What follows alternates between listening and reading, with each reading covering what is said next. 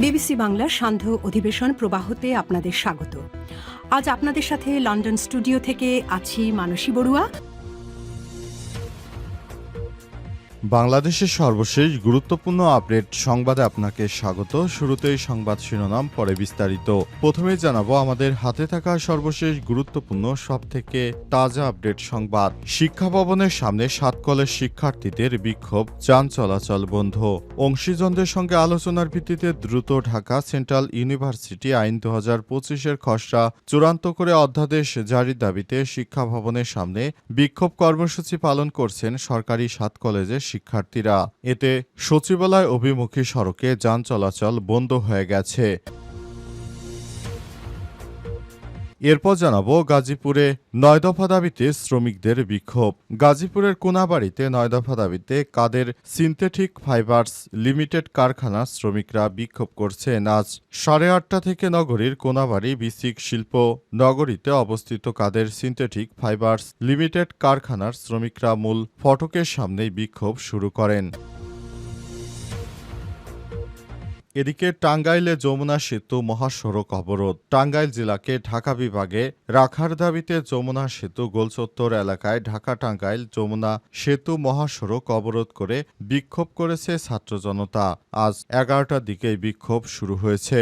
এতে ঢাকা থেকে টাঙ্গাইলগামী সমস্ত যান চলাচল বন্ধ হয়ে গেছে। জানাবো রাজধানী থেকে শ্রমিক লীগ নেতা শোক গ্রেপ্তার 5। রাজধানী থেকে আওয়ামী লীগের শ্রমিক লীগের ঢাকা মহানগর উত্তর শাখার সাধারণ সম্পাদক, কার্যক্রম নিষিদ্ধ আওয়ামী লীগ এর অঙ্গ সংগঠনের আরও 5 নেতাকর্মীকে গ্রেপ্তার করেছে আইন শৃঙ্খলা রক্ষাকারী বাহিনীর সদস্যরা। এবং সর্বশেষ জানাবো ইসলামী সমাজ কায়েম জন আকাঙ্ক্ষায় পরিণত হয়েছে বললেন মোহাম্মদ মোবারক হোসাইন।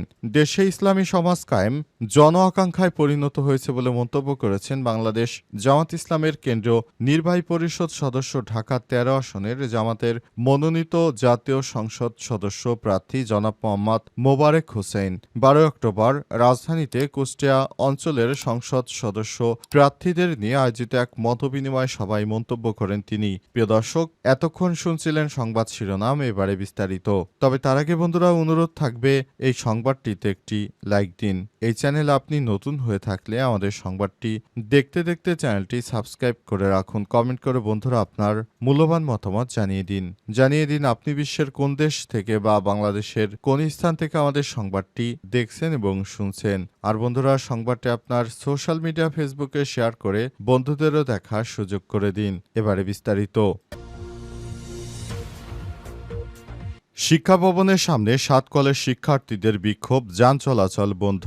অংশীজনদের সঙ্গে আলোচনার ভিত্তিতে দ্রুত ঢাকা সেন্ট্রাল ইউনিভার্সিটি আইন 2025-এর খসড়া চূড়ান্ত করে অধ্যাদেশ জারির দাবিতে শিক্ষা ভবনের সামনে বিক্ষোভ কর্মসূচি পালন করছে সরকারি 7 কলেজের শিক্ষার্থীরা। আজ বেলা 11টা থেকে 7 কলেজের প্রায় হাজার হাজার শিক্ষার্থী মিছিল নিয়ে শিক্ষা ভবনের সামনে অবস্থান নিতে সচিবালয় অভিমুখী সড়কে যান চলাচল বন্ধ হয়ে যায়। সরেজমিনে গিয়ে ঘুরে দেখা গেছে বেলা 11টার দিকে কবি নজরুল সরকারি ও শহীদ সোহরাওয়ার্দী কলেজে প্রায় শতাধিক শিক্ষার্থী মিছিল নিয়ে শিক্ষা ভবনের সামনে এসে জড়ো হন। পরে একে একে তাদের সঙ্গে যোগ দেয় ইডেন মহিলা কলেজ, ঢাকা কলেজ, বেগম বদরুন্নেসা সরকারি মহিলা কলেজ, মিরপুর বাংলা কলেজ, সরকারি তিতুমির কলেজের শিক্ষার্থীরা। এ সময় অধ্যাদেশ নিয়ে টালবাহানা আর চলবে না, লেগেছে রক্তে আগুন লেগেছে, এমন নানা স্লোগান দেন তারা। এদিকে 7 কলেজের শিক্ষার্থীদের অবস্থান কর্মসূচির ফলে শিক্ষা ভবন থেকে সচিবালয় অভিমুখে সড়কে যান চলাচল বন্ধ রয়েছে। তবে শিক্ষার্থীরা যাতে সচিবালয়ের দিকে অগ্রসর হতে না পারে সেজন্য সেখানে ব্যারিকেড বসিয়েছে পুলিশ।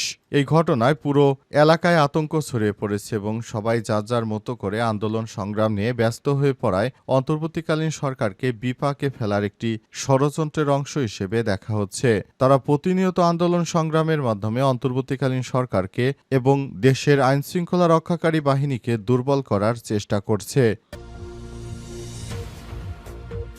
গাজীপুরে ৯ দফা দাবিতে শ্রমিকদের বিক্ষোভ। গাজীপুরের কোনাবাড়িতে ৯ দফা দাবিতে তাদের কাদের সিটি সিনথেটিক ফাইবার্স লিমিটেড কারখানার শ্রমিকরা বিক্ষোভ করছেন। আজ ১৩ অক্টোবর মহানগরীর কোনাবাড়ি বিসিক শিল্পনগরীতে অবস্থিত কাদের সিনথেটিক ফাইবার্স লিমিটেড কারখানার শ্রমিকরা মূল ফটকের সামনে বিক্ষোভ শুরু করেন। পুলিশ ও শ্রমিক সূত্র থেকে জানা গেছে, শ্রমিকরা কাজে যোগ না দিয়ে কাদের সিনথেটিক ফাইবার্স লিমিটেড কারখানার মূল ফটকের সামনে অবস্থান নেয়। কর্তৃপক্ষের কাছে ৯ দফা দাবি উপস্থাপন করার পরও কোনো সিদ্ধান্ত না নেয় শ্রমিকরা বিক্ষুব্ধ হয়েছে। শ্রমিকদের দাবিসমূহ হলো: ১. সকল শ্রমিকের বেতন ৭ থেকে ১০ তারিখের মধ্যে পরিশোধ করতে হবে। মেডিকেল ছুটি পাশ করালে হাজিরা বোনাস থাকতে হবে।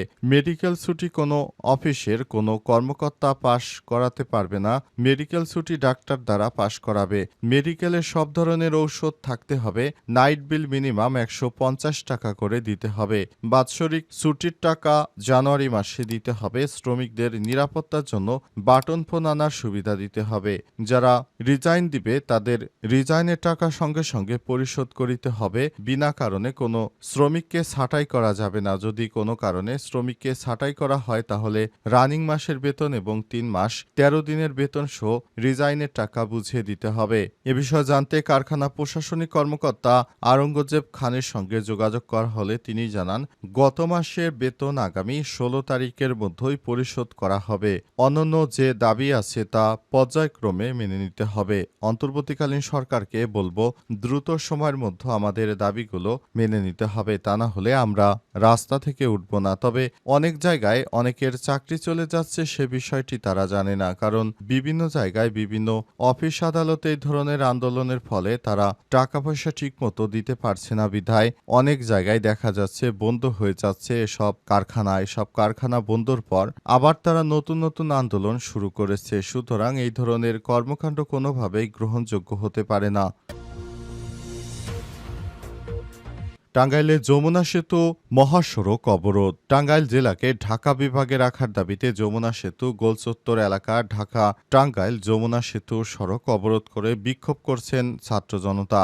আজ ১১টার দিকে বিক্ষোভ শুরু হয়। স্থানীয়রা জানায়, সকাল থেকে যমুনা সেতু গোলচত্বর এলাকায় শতাধিক মানুষ মহাসড়কের পাশে জড়ো হতে থাকে। বেলা 11:30টার দিকে তারা মহাসড়ক অবরোধ করে। সময় তারা টাঙ্গাইল জেলাকে ঢাকা বিভাগের আওতায় অন্তর্ভুক্ত করার দাবিতে বিভিন্ন স্লোগান দেন। এ সময় মহাসড়কের দুই পাশে দীর্ঘ যানজটের সৃষ্টি হয়। ভোগান্তিতে পড়ে যাত্রীরা। খবর পেয়ে পুলিশ ঘটনাস্থলে পৌঁছলে বিক্ষোভকারীদের সঙ্গে আলোচনা করে পরিস্থিতি নিয়ন্ত্রণে আনে। পরে প্রশাসনের আশ্বাসে অবরোধ তুলে নেওয়া হয়। টাঙ্গাইলের ভুয়াপুর উপজেলা নির্বাহী কর্মকর্তা মাহবুব হাসান জানান, বর্তমানে মহাসড়কে যান চলাচল স্বাভাবিক রয়েছে। দাবির বিষয়টি প্রশাসনের উচ্চ পর্যায়কে জানানো হবে বলেও জানান তিনি। জানা গেছে, টাঙ্গাইল যেহেতু ঢাকার সঙ্গে মিলিত একটি জেলা, সুতরাং টাঙ্গাইলকে ঢাকার সঙ্গে রাখা উচিত বলে তারা মনে করে। তবে মাঝখানে যে গাজীপুর রয়েছে সে বিষয়টি তারা অস্বীকার করছে। তারা গাজীপুর জেলা নামক একটি জেলা যে মাঝখানে রয়েছে, কিন্তু তারা নিজেরা শুধু টাঙ্গাইল করছে, কিন্তু অন্য জেলাগুলোর কথা ভাবছে না। তাদেরকে সম্ভবত ময়মনসিংহের সঙ্গে যুক্ত করা হয়েছে, কিন্তু শেষ পর্যন্ত তারা ময়মনসিংহের সঙ্গে থাকবে না। তারা আবারও ঢাকায় ফিরে যাওয়ার জন্য বিভিন্নভাবে আন্দোলন সংগ্রামে ব্যস্ত হয়ে পড়েছে। রাজধানী থেকে শ্রমিক লীগ নেতাসহ গ্রেপ্তার ৫। রাজধানী থেকে শ্রমিক লীগের ঢাকা মহানগর উত্তর শাখা সাধারণ সম্পাদক, কার্যক্রম নিষিদ্ধ আওয়ামী লীগ এর অঙ্গ সংগঠনের আরও ৫ নেতাকর্মীকে গ্রেপ্তার করেছে আইনশৃঙ্খলা রক্ষাকারী বাহিনীর সদস্যরা। সোমবার ১৩ অক্টোবর ডিএমপির মিডিয়া অ্যান্ড পাবলিক রিলেশনস বিভাগের উপপুলিশ কমিশনার ডিসি মোহাম্মদ তালেবুর রহমান বিষয়টি নিশ্চিত করেন। এর আগে রোববার ১২ অক্টোবর রাজধানীর বিভিন্ন এলাকায় অভিযান চালিয়ে তাদের গ্রেপ্তার করে ঢাকা মহানগর গোয়েন্দা পুলিশ। ডিবিডিএমপির মিডিয়া অ্যান্ড পাবলিক রিলেশনস বিভাগের উপকমিশনার ডিসি তালেবুর রহমান জানান, রাজধানীতে ঝটিকা মিছিলে অংশগ্রহণকারীদের অর্থায়ন ও শ্রমিক লীগের ঢাকা মহানগর উত্তর শাখার সাধারণ সম্পাদক এর কার্যক্রম নিষিদ্ধ আওয়ামী লীগের বিভিন্ন নেতাকর্মীদের বিরুদ্ধে তারা অ্যাকশনে যাচ্ছে, কারণ তারা দীর্ঘদিন ধরে এই ধরনের অপকর্ম করে আসছিল এবং অবশেষে তাদেরকে আটক করা হচ্ছে।